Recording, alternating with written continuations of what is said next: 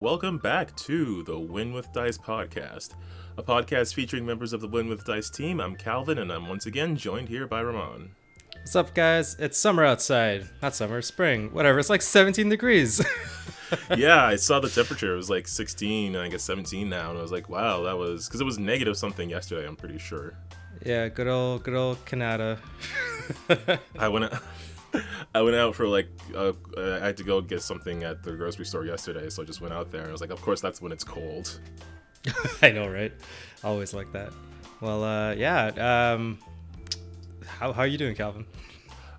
In general, pretty good. I did run some games recently. I think we'll be able to talk about those next week or in the next couple of weeks. But I'm really excited for where those are going. How about you? Good myself. By the way, this is a D&D podcast where we talk about tabletop RPG in general podcast. I know, yeah. I just use the quick little term D&D. Every time I try to explain other game systems I run to people, it's always like, I play like a mecha D&D, and they're like, oh, okay. Now I understand. Yeah, I had that. I'm having that same conversation with someone because they were asking me about like D&D, and I was like, now I have to explain that I don't usually play D&D. I usually play Pathfinder. Sorry, folks, we don't actually play D&D here. Yeah. Yeah, that's my running gag. I want to see how long I can go without playing a campaign of 5e. It's like, how long can I go without seeing Shawshank Redemption, even though it's a phenomenal movie? I don't remember Shawshank. I think it was pretty good, but I just remember the name. It's name. Like, you have to see it movies. Okay. Just like D&D is a you have to play it game. True. But we're getting sidetracked. This is a podcast about tabletop RPGs, largely focused on DMing and helping other people feel more comfortable jumping on the other side of the screen, so more people can run their games for more friends. Yeah. And this episode we're gonna try something new. Yeah, sort of. Well, we've done it before, but now we're gonna commit to it. Well, part 2 of something new, yes. Yeah, it's part 2, something new. We as YouTubers, because technically we are. Yeah, by little definition. By little definition, we also consume a lot of stuff on YouTube, a lot of tabletop RPG content, and we would like to kind of talk about it. I don't really want to keep up with whatever that's new coming up, but I kind of want to bring up some stuff, I guess, for like every month or something like that, just being like, hey, this is what we checked out and we think it's pretty cool. Honestly, these channels and stuff are probably they're way larger than us. Yeah, I mean, we're definitely not doing anything that's like. I mean, we'll obviously have links to their videos and stuff. I don't know that we're doing much to promote them, but they do have a lot of interesting things that they talk about. So we can maybe discuss them a bit, and maybe I doubt that there's. Well, I don't know if there's anyone in our audience that hasn't really seen these things. If you haven't, definitely go check them out. Yeah, definitely. They definitely inspire us to, take our games and our knowledge to the next level. So, we really wanted to show you guys. Yeah.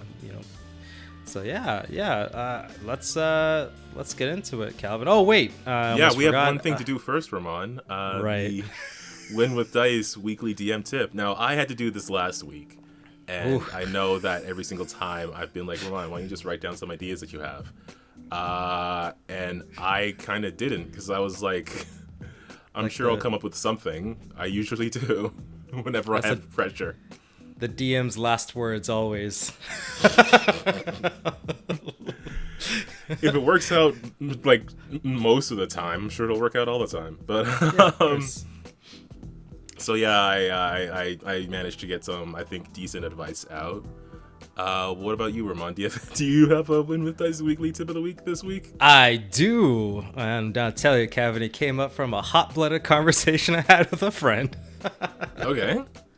So yeah, me and this friend were having a conversation about him possibly running a game, right, like a campaign or whatever, and he was telling me how like he had all these plans and like he's doing all the plots and all these branches and all this stuff, and I'm like, man, you don't waste your time. I mean, do it eventually, but like you gotta start. And that's our Win with Dice D&D tip of the week is, if you're planning on running a campaign or you had like the want to do it, just do it. Honestly, like prepare whatever you need for like the first session. Most of the time, players flim flam, and whatever you prepared is perfectly fine, and they probably only go through half of it anyway. True. Just the hardest part about DMing is just starting. So as soon as you tell people to show up at a time online, obviously because it's COVID right now, but once we get back in person, show up to the table, right? Get your characters ready, and I'll put something in front of you, and you guys just mill around. Because honestly, you don't even know what kind of like it's all good for the story that you want to tell, but you also want to tell your character story as well, right? So that first initial like having the players meet your plan and seeing how it falls apart, that can really set a tone for the rest of the campaign or whatever story you want to tell. And you might even get inspired for all the little nuances they add to make your campaign that much more special. So yeah, that's the DN tip of the week. Yeah, wow. Yeah, definitely. Like the players are very much going to, for as much road as you put in front of them, the players are definitely with the ones with their hands on the wheel. So yeah, like you're likely to find yourself varying things because you'll come across something that was like, oh, this event happened and this was kind of fun. This person has like this thing in their backstory that's really interesting. So you're gonna find that all your plans are going to be like influenced by what the players want to do. Yeah. Like I know I have like a overarching plot stuff in my head, but at the same time I have to like come back down to, well, what's this character going to want to do? Where is the party going next? What's the next stop on their journey? It's it is a thing where you don't want to be too rigid in your plans because they are inevitably going to change. Yeah, definitely. It's always kind of like that sightseeing tour, right? You have all these stops you have to go to, but like sometimes it's kind of nice to just stop and like smell the flowers for a little bit.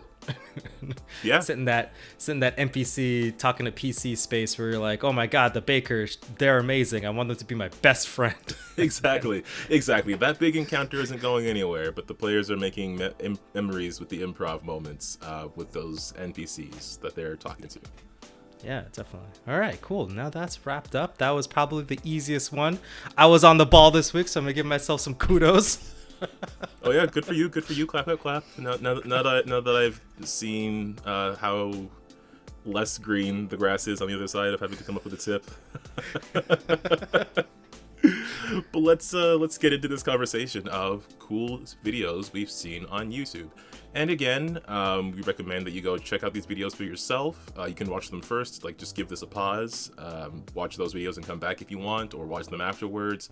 Definitely be sure to check out their various, Patreons and whatever other products and stuff they're putting out. Just, go support these people. Or just give them a subscribe. They, I know they really appreciate it. Yeah, give us a subscribe. Yeah, we really appreciate it too. Definitely. If you subscribe to us and follow us on Twitter and check out our website, womenwithdice.ca. Yeah, it's the easiest way to support us, and it literally costs you nothing. Just look at that subscribe button. That's all it is. But yeah, let's do so we're doing the extra credits episode they put out. We've got videos from Extra Credits, Taking 20, and Matt Colville. Colville, of course, is always going to come up with us. But Extra Credits. So the Extra Credits channel I was first introduced to way back when they were talking more about like game design and stuff, and I've been kind of on and off watching it for a bit. They do still, because I do like my own personal game dev stuff, which I'm trying to get back into, so I have been going back to the channel a bit. But this was a video that you sent me. They're talking about RPGs as entertainment, or RPG actual plays, I should say. Yeah, RPG actual plays, like your Critical Roles or your Win with Dice Lancer RPGs out there. Actual plays. Of course. In the same echelon. Yeah, check those out. But yeah, no, I think that this sets a really good. This video kind of explains a little bit what the challenge is. I think of the Matt Mercer effect, I like to call. At Sure, least, like, the actually, world likes yeah, to I guess call. it kind of touches on that a bit. Yeah, because the big, I think, one, the dropping of 5e a couple years ago, as well as like the success of Matt Mercer's campaign on Critical Role, like really kind of skyrocketed the attention on D&D, and everybody was like, man, that looks really fun and entertaining. I want to be a part of that. But then you're just you're a regular DM who's just like, hi, I'm not Matt Mercer. Yeah. And your players are like, why can't you be him? And then you're in the shitter. You kind of are. I did have this same discussion with Deanna last week because she's been watching Critical Role. And yeah, we kind of discussed like the effect of, and I don't even know it's like specifically Matt Mercer, like I wouldn't say so because it's also all the players. It's also the production quality of Critical Role. Like we don't have their cameras, we don't have their set, we don't have their incredible setup. I don't know if you've ever seen the table they used to play at, like when they could sit closer together. I know at this point they're playing at like separate tables, they're further apart, but the cameras make it look tighter, it's whatever. But the original table they had where just it had all the space for the camera and the mics and everything, like you as a normal player don't have that sort of setup. And the comparison that the video made was a comparison between like a streamed or podcasted actual play versus a home game in comparison to a sports game you might watch on TV versus just one like you might pick up and play with your friends. Yeah, and it was just trying to make a narrative happen, like all these like highlights, so it's still entertaining to watch, but also has the sense of like you don't know what's gonna happen, right? And it's like that fine balance where you as a DM at home are really just trying, your audience is just your players at the table, right? But then once you're streaming or you're putting something out there for somebody to consume, right? Now it's like you have to think about like what's entertaining for those people as well, right? Yes. And all those times where you're able to just kind of let the players kind of sit back and kind of murmur around and doing whatever, or even when there's like low moments, or it's like that stuff weighs heavily on like audience retention. So it's like it's always like you're trying to like be conscious of like how long are the players staying on a specific topic. Is there something exciting coming up, and how am I supposed to get my players there within the right time frame, right? I know for me it's like when I'm streaming, we usually dedicate about like 4 hours for every like Lancer session. And in then I'm trying to hit like for every hour to 45 minutes I'm trying to hit something exciting. just so it's like whether it's starting the new scene or like some epic stuff comes in or whatever, and typically we kind of do that, I think, but I'm trying to be more conscious about it, and that can actually affect when I'm even planning, right? Because even for that the last stream we did in Lancer, it was like I had to drop some stuff because I was like no, I don't think we have enough time because I'm trying to fit it into like a time slot, right? And even now when I'm like, oh sorry, go ahead. No, well, sorry. Even now when I'm planning out for the next session, it's like I had like a whole bunch of stuff that's going on, but then I'm thinking towards of like, okay, well, I'm trying to fit it in this time slot. Let me reduce it down a little bit to what I think will actually get done to the time slot, right? So it's like, yes. I thought it was super interesting, and I was like, this is something that's that's like really relevant to us as a channel, and like I guess like what people are consuming in terms of D&D and like what everyone's expectations is, right? Yeah, definitely. Like their mention of the players being the audience, and I mean I would argue that like in a home game the GM is part of the quote unquote audience as well because you're getting that feedback. But yeah, like unlike having the added audience where then you all have to consider, because the players will then have to act proactively, and also consider like there's other people who are like, watching or listening to the game as well. So what might be fun for a player, they have to think about like, well, am I slowing things down? Am I dragging things along? It's something that I'm especially conscious of when I'm on stream. Like whether it's on here or whether it's on like USB, like I'm always like, am I talking too much? Do we have to get things moving? Am I dragging the plot down?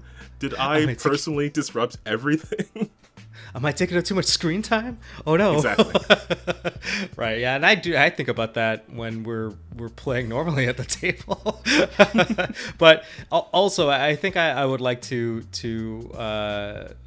they also mentioned that, like, you're always trying to, like, find a way to incorporate other players, right? Trying to find, like, some cool thing that you can collaborate on, where it's like a cool improv scene between you and another player, but as well as not letting that drag on too long. Like, I'm always trying to find that too, because I think that, like, for the most part, the favorite aspects I remember about being a player, it's when we get to have those cool combo moments where it's like, we put a plan together and we execute it, and it's like we did it together. And I think that's really good advice for a player. Like, anytime you're sitting at the table, be like, how can I rope somebody into whatever scheme I'm trying to do and make it so we both end up looking like the cool badasses out there? Or yes. Yeah, like that's something you could do as a player too. Like, if you see someone who's normally, like, very quiet or not trying to engage, you can try to engage with them. But also, when you're doing that as someone on an actual play, then you're also considering, like, the audience watching, they get to see more of this person. They get to see more of that person's character, which again just makes the overall content more entertaining, because people are getting to see new and different perspectives on things, because they get to experience them through more people. Yeah, I would like to shout out to Steven's character, Magenta Orangutan, with the one-liners all the time. I think it's actually really entertaining. Yeah. how like when he plays the character as, like, the older mentor to everybody else, and he has a very no-nonsense way of doing stuff, that every time everyone does something cool, he'll put a quip being like, good job, kid. Or, like, when something does something stupid, it's like, I thought you were better. Like, he's like a dad you want to impress. Like, yeah, definitely. That's definitely how my character feels. I can say that for sure. That's a lot of characters feel like. I think arguably maybe not Aegis 7, but, like, he's a robot, so who cares? Yeah, no, yeah. I definitely, I think that's, like, a great thing, and, like alone it would be a fun thing to do while you're playing with friends, but when you're streaming it, it then becomes, like, those funny moments that the audience can come back to, or that they'll be hearing, and they're like, oh, well, that's pretty cool. Even though, like, because I know a lot of people probably play streams and stuff in the background, because that's what I tend to do. So when you catch on to those things that are just, like, those moments that, like, pull you back into the game, and then you're back into the action, you're paying more attention to it. Those great improv moments. Definitely. I should probably watch more streams and stuff so I could get better at DMing on those streams, because honestly I don't consume it. I think, like, I'm so in it all the time, so it's like I never really think about just like, I'm gonna go check out somebody else's stuff and see how they do it, and if it's better than mine, and maybe I could copy it. I don't know. I find it's for me, it's the same way as if I wanted to run a superhero game, then I might watch some superhero movies for inspiration. Like, I'm fresh off the Snyder Cut right now, and I really want to do some superhero stuff, because I mean, 5 seconds, they really improved that movie, especially in the finale, because it made everyone feel like they were part of the team, and they all had to be there because they were all a necessary part of saving the day, which would be great in a tabletop RPG situation. Just gonna squeeze that in there. So for me, watching, like, actual plays, that's just like, well, I want to get into Starfinder, so I'm gonna listen to this Starfinder podcast when I'm, like, making breakfast or whatever. Mm-hmm. Interesting.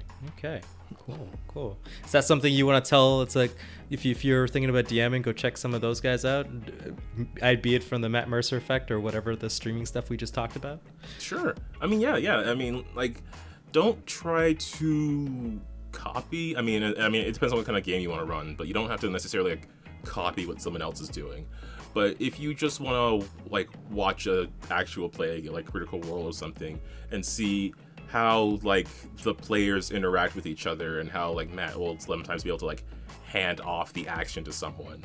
I think one thing that you can definitely steal from Critical Role is the how do you want to do this moment, because it's such a simple yet brilliant thing that allows the mixture of someone did really well mechanically because they got the final blow on the creature or whatever, because they got a good roll or they had some good spell or attack or whatever, and now also they get to do some good improv. So it's not just, like, one person sending their story at other people. It's everyone collaborating to make a single narrative. Yeah, definitely. So yeah, watching actual plays to pick up on stuff like that. Is there any you would recommend for people to check out? Anything that you're checking out currently? I mean, other than all of the cool stuff that we put out on with Dice. Oh yeah, go watch our stuff. I mean, unironically, yes, go watch our Lancer streams. But I can say that I'm really enjoying the Nether War stream over on the Untold Stories Project channel, which is every Monday. They set that out, as well as every Wednesday. I'm on there playing Fallout as well. There's there's stuff like Tableverse and Cosmic Crit when it comes to Starfinder. I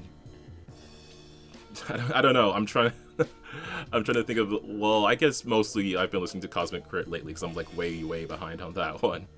Yeah. Okay. Well, hey man, I didn't mean to come and blind you with that one. So just let's if you whatever you think, just put it in the comments or in the description below, and then they can check it out. Yeah, sure. I'll probably drop a few in there. Definitely Tableverse was like a highlight of it was one of the things that came up in my 2020 Spotify review of like, you listen to this thing a whole bunch, and I was like, damn right I did. They had a really cool arc. So. Nice. All right, well, let's jump to the next video. Calvin. Yeah, so Taking 20, which we have mentioned on the channel before. Again, another channel that we both really like, who I kind of came to that channel through the Starfinder stuff that he was putting out at first, like when the game was coming out, and then I stuck around because I was like, oh, well, all of this is cool, so I'll hang out here. Yeah, but the video we're talking about is the... Yep. Oh, no, go ahead. Sorry. I was going to say, the video we're talking about is the Epic Dungeons video.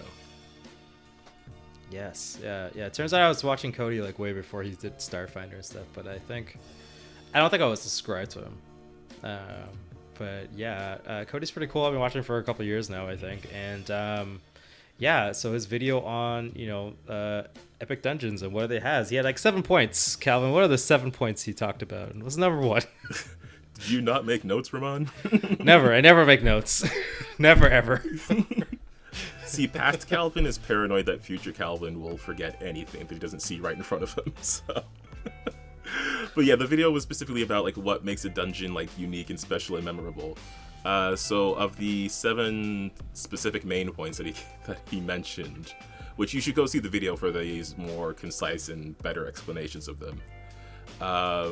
We might just hit on a few, I guess, if we don't want to like recap the entire video. But one of them was a sense of unease or a sense of danger, whether that's in like the construction of the area, like traps and stuff, or in what inhabits it. Yeah. So what what I was really thinking was just that you want the players to be on their toes. You want them to know that this is not a place that they can like relax comfortably or let their guard down. They have to be prepared for a trap around the next corner or some kind of like enemy or something that's trying to stop them from getting to what they want. Yeah, and I think we mentioned this in one of the podcasts previously, because we're on a lot right now, where you want to have that sense of like whoever's living here, like it's like almost like you're getting into enemy territory, right? Like they live here, they know where everything is, they know where all the traps are, they have set up their own traps, they've thought about all their routes of escape, their blockades, whatever. You gotta make it feel like almost like you're invading like another. It has to have that threat of like at any moment, like you could be ambushed at any moment. You guys could just be in a serious danger. Like I always like to make sure my dungeons feel like, especially if there's something, I would say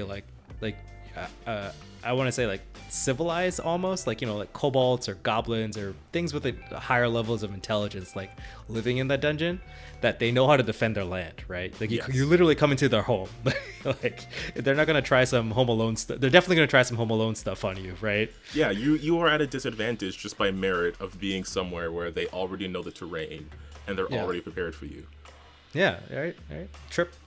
Was it a pit trap, ambushes, like rolling boulders, all that sort of Indiana Jones crap? They all have that and more, right? That's what you should chock full in your dungeons. Mm-hmm. I think that some of the memorable dungeons that I've run would be the Cobalt that cobalt layer in Ineon. That was probably that's almost like my magnum opus of like a dungeon. A little bit. It has all the elements.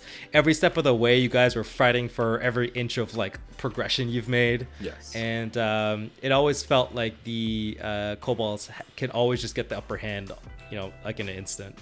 Yeah, because they knew what they were doing. Like, they knew this space. We were just like learning it as we were coming in. Yeah, it was cool. I think everybody enjoyed that fight, and it really got a little crazy, which is fun. Sorry, that dungeon. But yeah, what's the other ones, Calvin? So there is also like meaningful choices, like where the players go actually accomplishes something, actually means something, whether it's like secrets that they learn or the choice of direction that they go in.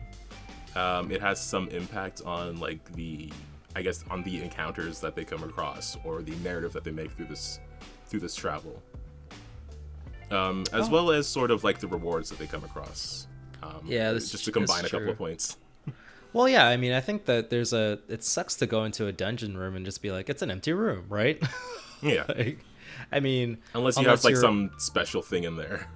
Yeah, right. I mean, it's also really hard to chalk a dungeon full of like meaningful rooms, right? Because sometimes the room's just empty. So not much you could do about it. But as well as like, maybe giving some pieces of information or some setting dressing for the players to really kind of understand like what lives here or what this place was or any sort of thing like that. As well as like maybe give hints for later in the dungeon you could put in a room that doesn't really have like an encounter in it, right? Whether it be like a social one or like a fighting encounter, just like finding like a scrap piece of paper with like the scribblings of a mad person, and then you come up to like a door who has with like the same symbols, and you're like, oh wait, we have half of the clues right here, right? You just have to put it together. Yeah. Right? I mean, they could just run to that door and figure it out themselves, but the fact that they explored a little bit and got something out of it, I think rewarding exploration or rewarding decision making is always good. Yeah, you definitely want to encourage that kind of thing. A lot, like moments when your players like go out of their way to do something that isn't like an immediately obvious solution, even if it's just going left instead of right at some place. Yeah, I could say for like when we for the Quest of the Fateseer. Quest of the Fateseer. Yes. Oh my gosh. So all these cool campaign titles. So many campaigns now I have to keep track of. Even though they're all like the X of Y. Yeah, the X of Y. Is that what you named your campaigns? No, that's the format, because I have the Crown of Dragons and I have Quest of the Fateseer. That's true. I guess I have and then Path of Ineon. The only one is Pirate Campaign. Campaign of Pirates, of course. Campaign of Pirates, right. Barely has anything to do with being a pirate. Yeah, it really doesn't. That was just like our plan, and we haven't done that yet.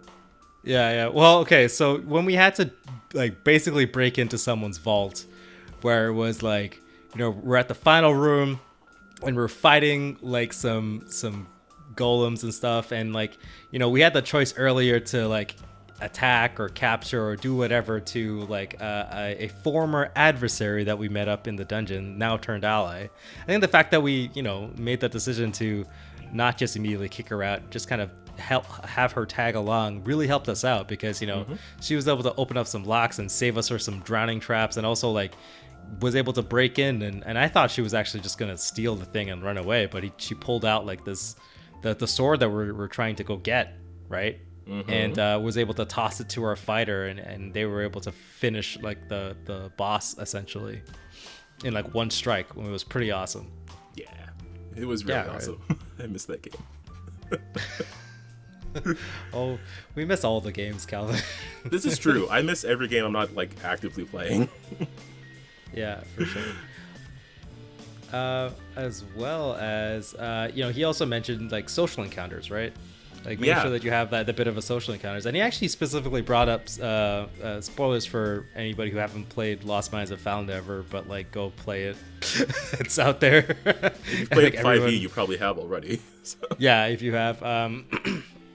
But he mentioned the Nothic. The Nothic, yeah, the encounter with the Nothic. Our creepy one-eyed boy.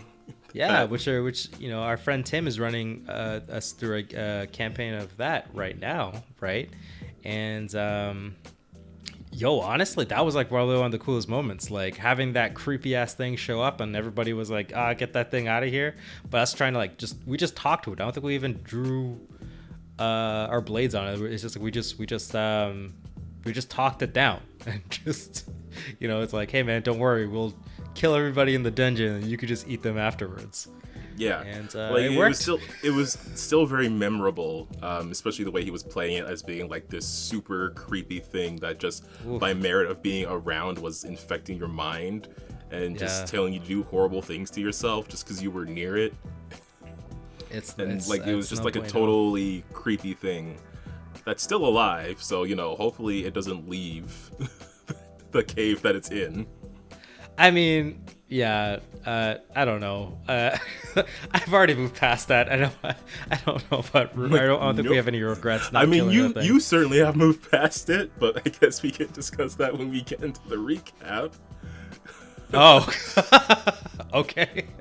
That's a hint for, 1 to 2 weeks from now when we talk about what the hell happened to our cowboy wizard, because I sure don't know. I don't understand. But yeah, just having some sort of social encounter. A really interesting example that was also mentioned was like a ghost or spirit or some kind of like remnant of someone who has been in the dungeon before.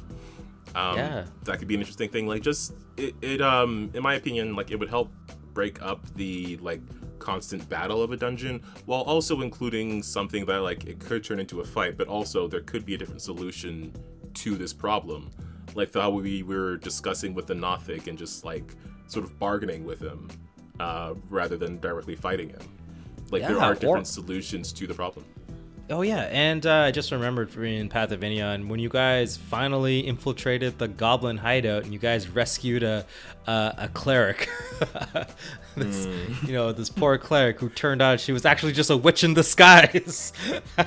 That was a cool she ended up joining the fight, but it was kind of really fun to kind of bamboozle you guys for a little bit, and that's kind of like a social encounter. I think for at least it was fun for me, because at one point the party was arguing. Well, it's like they were dealing with a lot of werewolves and they're like, we have this silver dagger, let me stab you so I can know that you're not a werewolf. And she's like, I'm not a werewolf.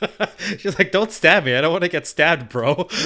And there was this divide in the party of like whether or not this person who's been through a lot, who's been chained up and watched all of her party members turned into werewolves. She's like, no, they haven't turned me yet. She was pleading, right, don't stab me, bro, because who wants to get stabbed?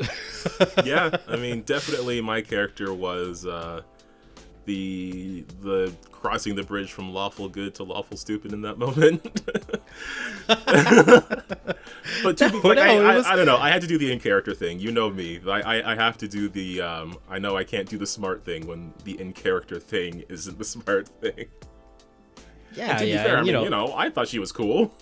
I don't know, I think it was fine. I think it was hilarious. And I got to I didn't even really mess with you guys that much. I just stole some stuff out of some rooms before you guys got there, and then had a little cackle when like turns out this lady was actually a witch and ran off with some stuff, so you guys didn't have important plot points. And she was in the final fight and I got to have a little monologue before I just did my I'll catch you guys later, poof, and like vanish. Setting her up to be a big bad for later on. Like it was probably man, I missed that campaign. You're right, Calvin. Exactly, I told you. Damn it. I just played like 2 days ago and I already missed it. I played the Crown of Dragons game like 2 days ago and I already missed. Yeah, definitely. Oh man, I can't wait to talk about what's going on in that game. They are scary powerful now. I'm so angry. Oh. No, Calvin, that's when you need to just start now the real dragons start showing up. Calvin, I've yet to use a dragon on anyone. I know. I wish I didn't write myself into a corner where I literally can't.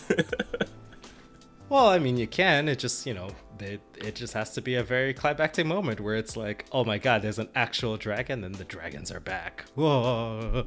Yeah, that's the thing. Probably, right? Because I established the plot point that there's no actual dragons. There's drakes and wyverns, but there's no actual dragons. So if I ever bring one out, it's got to be like a huge deal. So yeah, I don't know if we're there yet, but we might actually be. But getting off topic again. That's a topic for another day. Let's talk about challenges. How these stakes are raised by danger. And he brought up some very specific, some specific examples from films and stuff like that. But the overall point that I thought was being made there was that the stakes and the tension are raised by danger, including things like different risks and even character deaths.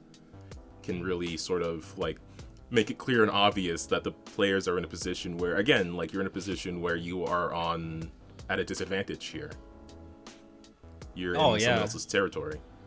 Yeah, for sure. I mean, separating the party is such a big, all of a sudden changing the landscape. That's a huge thing. All of a sudden now all of your parties are you can't get into your formation. Typical combos you guys typically, pull off aren't going to work. And that's ranges the tension a lot. I mean, putting a clock or a countdown into something that you can't stop. Yeah, I'm sorry. If it goes off, then something terrible will happen. Mm-hmm. Defusing the bomb or oh my god, Calvin, when you got us all trapped underwater. Well, not all of us. When you got half of the party trapped the best underwater. Part. It wasn't all of you. Yeah. Oh my gosh, that was one of the most tense things I've ever did. I mean, I don't even fight, and I fought 5 dragons in a row. That was the most tense moment of I would argue for the entire campaign. I was I can't punch water. How am I supposed to stop this? You had to fight 2 giant golden minotaurs after that. It wasn't nearly as bad. No, it wasn't. It was a cakewalk. Yeah, no, that's definitely again, you vary up the kind of challenge that the players are facing, which is also something Lancer does very well. But you vary up the kind of challenge that people are facing by giving them a different thing to deal with.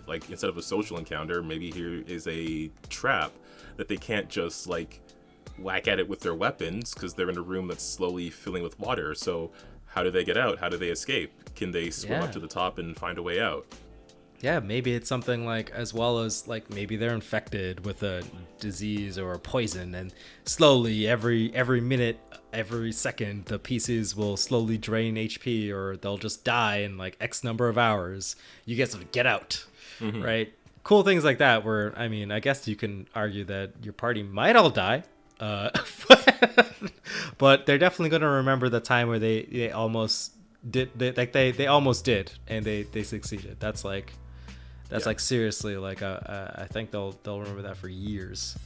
I think it might be a difficult thing to balance, but definitely in some situations that's where you really want to lean on the gas there and just really pump up the danger in that situation. Oh yeah, totally. Or at the risk of just being knocked out too. I mean, you weren't there for this, you physically weren't a part of the campaign, but in the Pirates campaign, this was the birth of JoJo.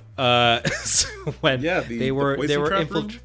Yeah, they were they're infiltrating. I put it in quotations, infiltrating a baron's castle to steal, a specific artifact. But they decided to walk into the front door and just say that we're here for the artifact. So the barons lead them into the sleep gas room and we'll sleep them and then put them in the dungeon. So they got let in there and the gas started coming out, but I didn't tell them what kind of gas it was. So one of the characters started freaking out. They're like, "Oh my god, we're all gonna die!" And then Nat crits a door with a chair, and then Nat 20's the butler, kills the butler, and there goes JoJo. The demon club was born. Demon chair leg. The demon chair leg club.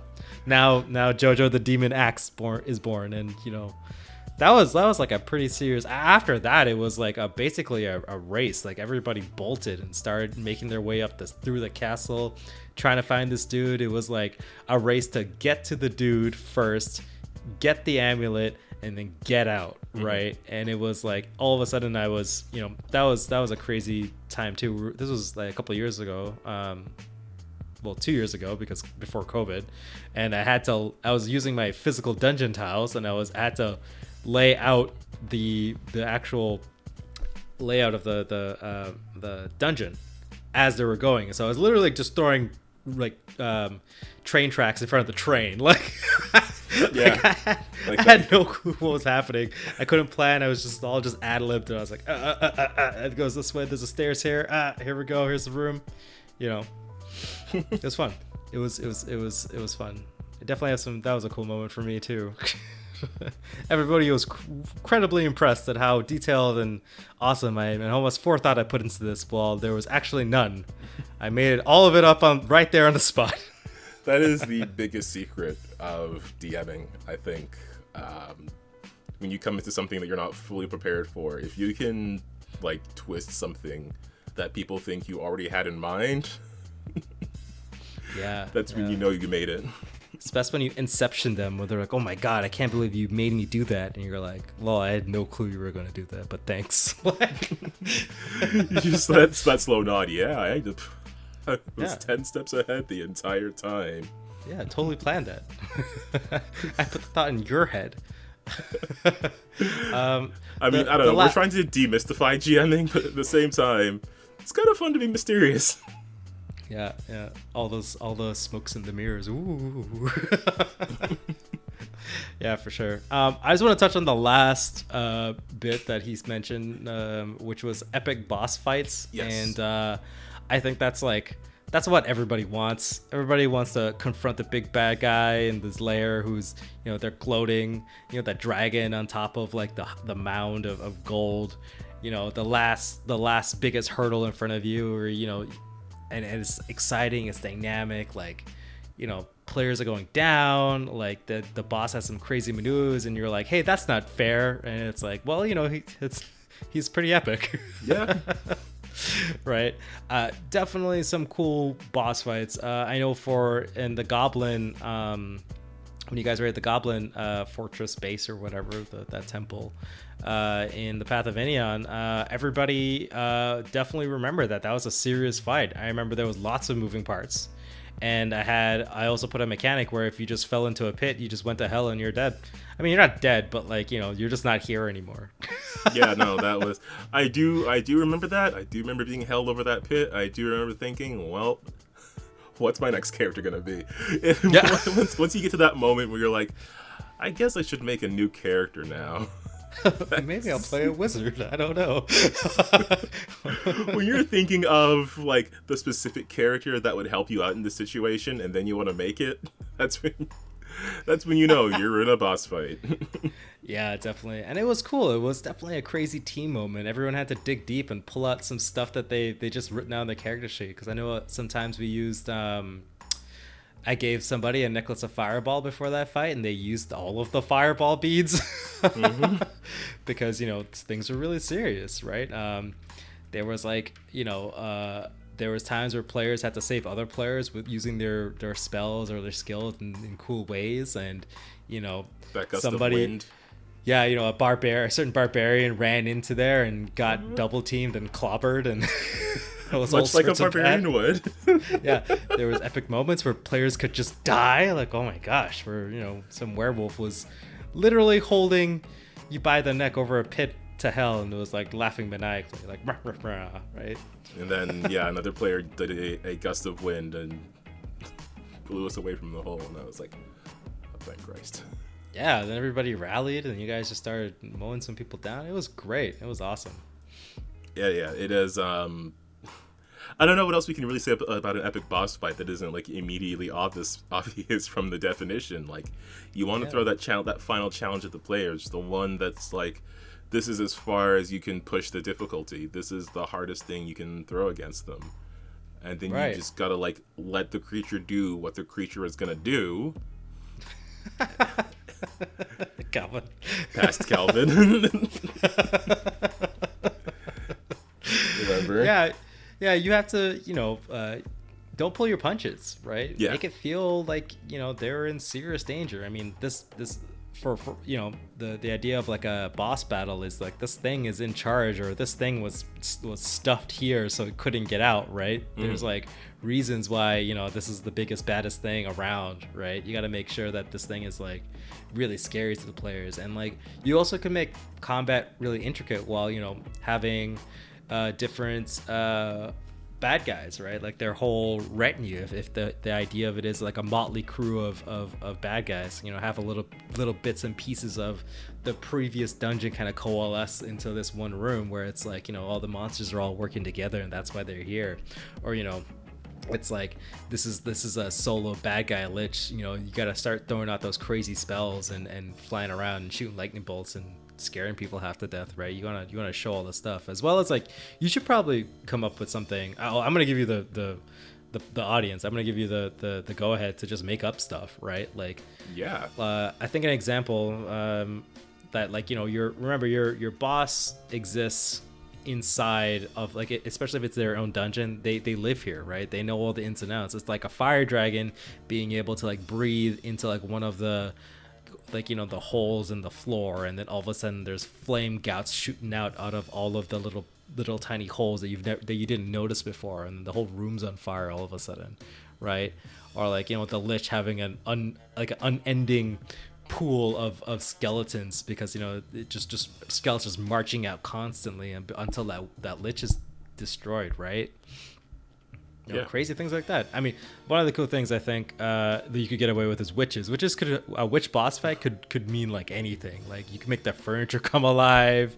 You can just make their you know, make animals grow to like hundreds of sides. Like, you can, you know, make it so like the witch has some crazy voodoo powers where it's like, oh, if you actually, you know, you kill the witch, like one of their cadavers or whatever, one of their like voodoo dolls just like dies instead, and then it just comes back alive, right? Or like, oh, it can turn into goo or something, like, you know, crazy stuff like that. Like, go all out. Like, I think if you were holding back on your plays before in the dungeon, like, this is where you're gonna pull out all the stops, and they're gonna remember this boss fight, and it's not gonna just be like one of those like, oh yeah, small stepping stones in the progress of the campaign. Like, later on in the campaign, they're going to reference this fight and be like, oh my god, remember that time when we were so weak and we just scraped by? Yeah, that was awesome.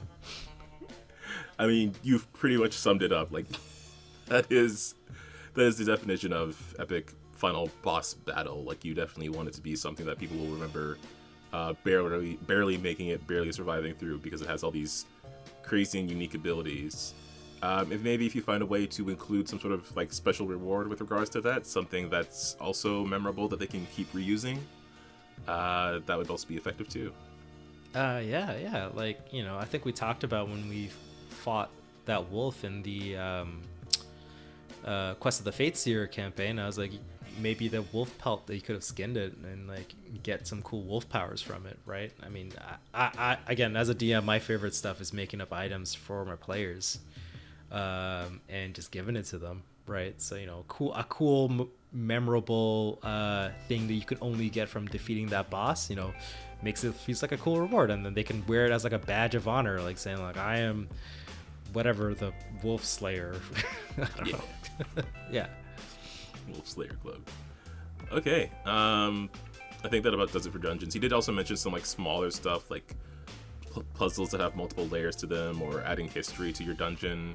I think would be important to me personally, as well as he did mention stone guardians and statues, which I only wanted to bring up because of how I had used them before in that bank vault situation, where like you all were fully aware of what it did. So it's like, I think someone tried to swing at it or something, or shoot an arrow at it or a bolt or whatever, and then it's like, no, it doesn't do anything.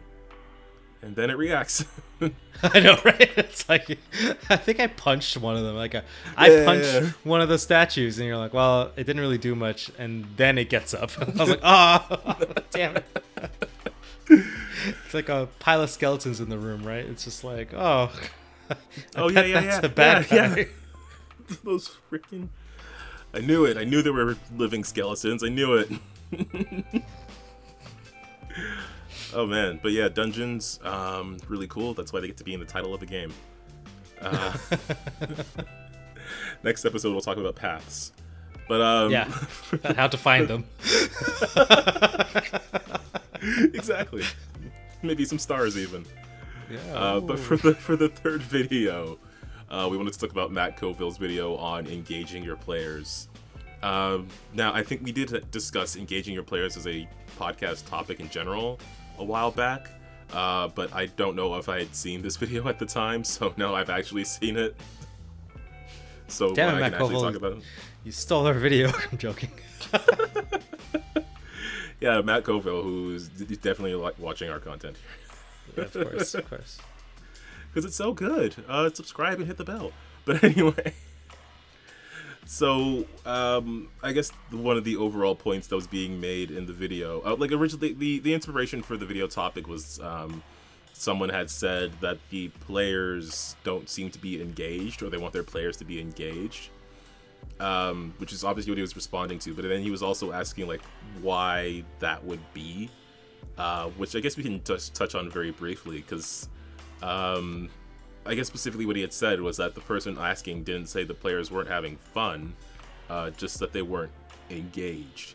And so like, Right. What does that mean? Does that just mean that like they aren't like paying attention to the game or anything, or they're not having fun with the game, or does it just mean like they're not interacting with the DM's lore?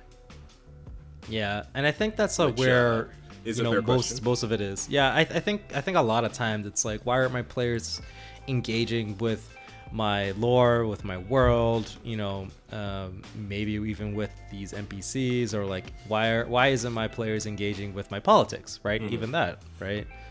And I think that's you know, your players came there to play their characters, right? Right. Right. And you know, that's always the thing you got to remember. It's like, what's in it for them, right? They're definitely not gonna just do the thing because they showed up. I mean, you gotta put the carrot in front of them. Yeah, exactly. You got to give them a reason to do that. Yeah. Like that was a sort of a trap that I had fallen into really early in my DMing career. But the lesson I ended up having to learn is that like not everybody is going to play the game the same way that I want to or that I like to. Because I was like, well, where the hell is everybody's multiple page backstories and their character histories and where their character came from and the tragedy? Like, you remember all the stuff I sent you for Macy back in the day? Like, she's from here, this is what her family was like, things like that. And I was just like, why am I not getting that from everyone else? But then I just had to like sit back and realize, wait, they want to keep playing. They, like, every time I run a game, like, they want to play again, they want to schedule again. We're all having fun here. So why am I overthinking, like, they aren't doing the exact same thing I would do if I were them? Like, I don't have to worry about that if they are having fun with the game as it is.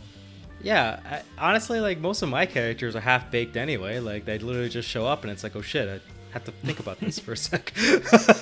Yeah.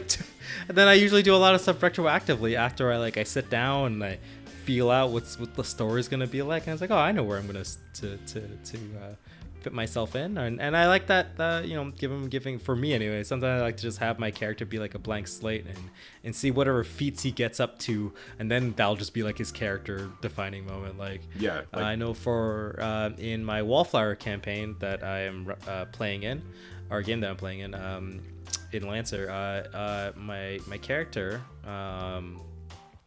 Montbank, he is a soldier, but honestly, like, I didn't really know how I was gonna play him, but now he's a soldier who decides that he's gonna do everything in his power to like not let anybody he cares about dies, which is like super hard in that game because you know, it's in the future with guns and stuff, so it's like guns and robots. It's really hard to keep people alive. As well as apparently he's an 80s action hero, like, who just goes in there guns blazing and thinks about the consequences afterwards. Like, I was gonna mention Silrona, who for sure did not start off as a cowboy wizard.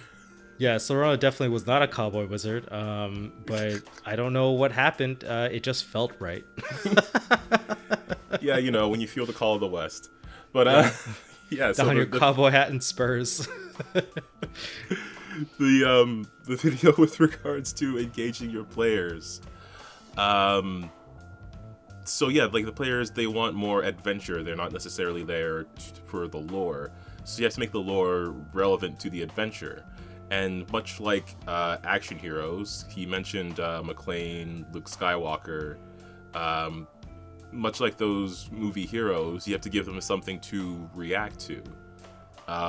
Sort of like backing them into a space till they have to the point where they have no other choice but to engage with the adventure. Like, you keep pushing them away from safe spaces. Like, well, you can't stay home because your family just got incinerated, or you can't like avoid battling these guys because every time you try to contact the cops, you're not able to, or they don't believe you. So you have to be the one to take these people on. Yeah, exactly, right? It's like if it's not you, if it's not you, like the people are gonna get hurt, right? Mm-hmm. And you know, I think that's like such a good thing. Like, I mean, I think in the Lancer campaign I'm running right now on that we're streaming, there really isn't that much, I should say, in terms of that kind of engagement for sure. But I would say, like, in Path of Inion, because I would think you guys as like being like senior guild members essentially, but not like the guild managers. You're like guys are like you know, supervisors if anything, and then the heads, like the guilds are like head department guild members, like, you know, like Bowman and Naya and, like, you know, Beatrix, all those people who are too important to go on adventures. They're too busy making sure that the town runs perfectly fine, right? Like keeping that place safe. But all of the stuff that's out there in the wilderness and all of the stuff that's on the unknown, that's your problem to deal with. And if you guys don't deal with it, the problem comes to the town, and then the town gets more than likely incinerated. Yeah. But you know, that's spoilers. That won't happen, I swear. All of your friends will be safe, promise. There's no darkness brewing over the horizon, no. Yeah, no, what you have done is something that is also mentioned in this video, is threatening something that the characters care about. You just gave us people to care about. You gave me people to care about, and you know how I'm going to react to that. I gave everyone like a little bit of like, okay, well, I told everybody that I can make their own strongholds, and some people made like bars, and people made like fortresses, Sky Fist Fortress. You know, everyone has a lot of stuff invested in this area, so you know, all I have to do is come over here with my bad guys and start knocking stuff down, and everyone's gonna be like, God damn it! No, don't threaten my apprentices. Oh, they're definitely threatened, Calvin. Man, don't threaten Macy's love interests that she had to pursue across the whole entire reboot. I know, right? Can't wait till those two get together. That'd be pretty funny. Oh man. Yeah, like if you want the players to engage with your world's like situation, like you have to make it relevant to them in a way. Something that was also mentioned was creating a problem that they can't just solve with like a number on their sheet, you know, like creating something that requires them to go to a location or go to a person, some sort of, like, I think the term he used was plot coupon, like a useful thing to collect or a useful person to go to, and each of those could be like their own different sort of like encounter or different space for a plot point, like, oh, there's something going on in this area, or this person has their own situation going on for them, and if you want help from them, you're gonna have to do something for them first, and then you can use that as a vehicle to sort of like load your lore onto players, which is kind of a thing I've been doing with the Crown of Dragons game. Since I made that quest list for them, it's been easier for me to like, I mean, it made it easier for me to talk about like quests and stuff, but also I could be like, well, you talk to this person, they said this thing, these people are in this area, need this sort of assistance. And it also helped out a bit with like some improv stuff, because I had to improv some things. And I was like, okay, well, I know what they're engaged with right now. I know what kind of people would be here. So let's combine those two things, and here's this person. Yeah, right. And then, you know, you just feed them the lore and the history just a little bit at a time, right? Until they get like a better picture of like the whole grand scheme of the world, right? As well as, like, you know, your characters have a background, so there's stuff that they're coming into a situation with some sort of context, right? I'm always down for players inserting themselves into you know, my world, whether it be like you talking about your upbringing, so you know, you get to describe like what your old town was and where it was and why was it doing whatever town stuff it had, right? And integrate it into your backstory, so you know, if you meet somebody from that town, you could have like an instant connection or something like that. Or, you know, maybe they're two nations were at war and you're from one of them, and you meet somebody from the other side, you know, you could either be antagonistic to them, or maybe the NPC's antagonistic to you, like right off the bat, right? You know, just all these little interesting stuff that, like, you know, maybe like you and that player knows, but like you and like the other, like, sorry, like the other players don't necessarily, they find out at that moment, right? Yeah, definitely. And that is something like a player can also do as well if you feel like engaging with that, because that did sort of happen. Like the players were having a moment where they're just talking amongst themselves about like where they were from and stuff, and I was like, yay, everybody cares about the map. Woohoo. I did it. Yeah, because so many of them are from like a certain region, so it's like, okay, great, now I'm gonna have time to like flesh out that region because I haven't really done anything with it. So I don't know, I'm really excited about that game. I want to talk about it, but it has to happen on another time. Sorry, Calvin. Yeah. What else can we say about engaging your players that we haven't really said in our own video or brought up in this one? Like you want to put them in a situation where they have to be reactive, like an action hero. Think of your player characters as action heroes. And this is especially like this is a thing that I think is especially relevant in superhero games, because superheroes are like inherently reactionary unless you're like the Authority or Justice League Extreme, I think it was in the 90s. They went out looking for bad guys to punch. Yeah, let's go stop crime before it happens kind of thing. Was it Justice League Extreme? I think it was. I think Flash was on it, but I don't remember which Flash it was. It might have not been Flash. It might have been Flash from the future, when he was from the future at that point. And there's a whole thing. Comics are weird. Superman was blue for a bit. But anyways. Okay. Yeah, superheroes are like inherently reactionary characters. The bad guy will show up. Some villainous grape with a big chin will show up from another planet, and he will try to mess things up. And then your superheroes are inherently required to like either deal with that or some disasters happening in the city. Some bad guys are doing a thing. Like the bad guys are the proactive ones in superhero stories, more so than like fantasy stories where your players might be actively going out and traveling and purposefully engaging with different dangers and stuff like that. I think some stories are just like the kind of character you're working with is inherently going to be a reactionary character, which works really well for an RPG where you gotta like throw the ball to someone and then hope that they throw it back or throw it to another player. Yeah, definitely. It's always like the bad guys in the dungeon did a bad thing, so now you have to go in there and bonk them on the head. Yeah, hey, cut that out. cut that out. As this lich is summoning undead, just like stop that, stop. Put it down. Put it down. Bad lich. Don't make me turn this dungeon around. But yeah, I mean, definitely go check out that video if you want to learn more about engaging your players. And of course, if you want to check out those other videos, you definitely should.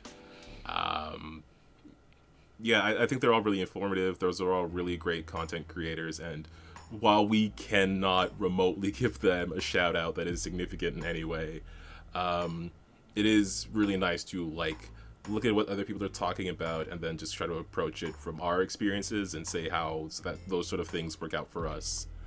Yeah, I think it's really I don't know. I just really like doing this. I like as much as I guess reacting is the term for it.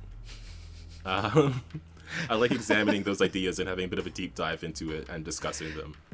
Yeah, and like giving some actual examples of these numbered lists and tips and advice in work, and thinking about it ways that we've used that in the past, and how we can keep that in front of our DMing brain while we're in front of the screen, or behind the screen, I should say. Yeah. Here's how traps work for us. Here's how engagement worked for us. That's part of what we're trying to do here, but again, making DMing or GMing or whatever it is seem just a little bit easier. Yeah. Oh, you should also work on. I guess maybe I should put this for the next week. But another tip, I should say, you should work on your evil laugh. I do it all the time, and I think it's hilarious. I just walk around my house going, I so badly want to practice voices. Like, I don't know. I need like a quiet space where I could just like talk to myself because I want to do more accents. But like, I don't want to like come into the game doing them. I want to have them somewhat practiced before. But I only have like my sort of New York and my sort of like that one terrible Southern accent that everyone does. The howdy partner, I'm from the South. I'm so accurate to somewhere, but don't ask me where. Yeah, you know, I'm terrible with accents. I apologize if I offended anyone. Yeah, no, if we admit that it's bad, it can't be offensive. We should just do an episode where it's just us and accents, and oh yeah, sure, that'll go over well. Yeah, I know. Well, if you liked that idea, yeah, if you want to hear our accent episode, just drop a comment about it, or drop a comment about what kind of other, or like which other tabletop RPG YouTubers you listen to or watch, and maybe we can go check them out and see what kind of things they're putting up. I'm sure it's all going to be phenomenal stuff. Check out all the links in the description of all the people we've mentioned. Just, you know, go to their channels, like those videos, subscribe to those channels, support them if you want to. But with regards to us, you know, hit that subscribe button, why not? Yeah. So you can, you know, every time you put up a new episode, if you hit that notification bell, then every time you put up a new episode or start a new stream, you'll be able to, you'll get a notification every time it goes up. Yeah. And yeah, if you're watching anything, any D&D or any sort of other tabletop RPGs streams or videos on demands or whatever, drop a link below or let us know who you checking out, because I'm interested in checking them out. Yeah, for sure. And don't forget to hit us up on the social medias on Twitter and Facebook at Win With Dice, and our website winwithdice.ca. I've been trying to put more unique stuff up there, so when you go there, you'll see, of course, see posts for all of our like our videos and things, but you can also see some like unique art and stuff, specifically some Lancer art that our player Steven made of all what the characters look like outside of their mechs. So if you want to know the people who are getting destroyed by enemy giant robots, if you want to know who is hearing that evil laugh, you can go check out that artwork. And of course, another shout out to our friends at Untold Stories Project, where if you're listening to me now, then I will be on there in the evening playing some Fallout. It's getting real hairy in the wasteland, so nice. Go check that out. And I think that's about it for things that I have to say for the outro. That's not true, Calvin. There's one more thing you gotta tell the people. You're absolutely right. I forgot the most important thing. I forgot to tell everybody to keep on winning with dice. And that we'll see y'all next week. See you guys. Woo! Bye.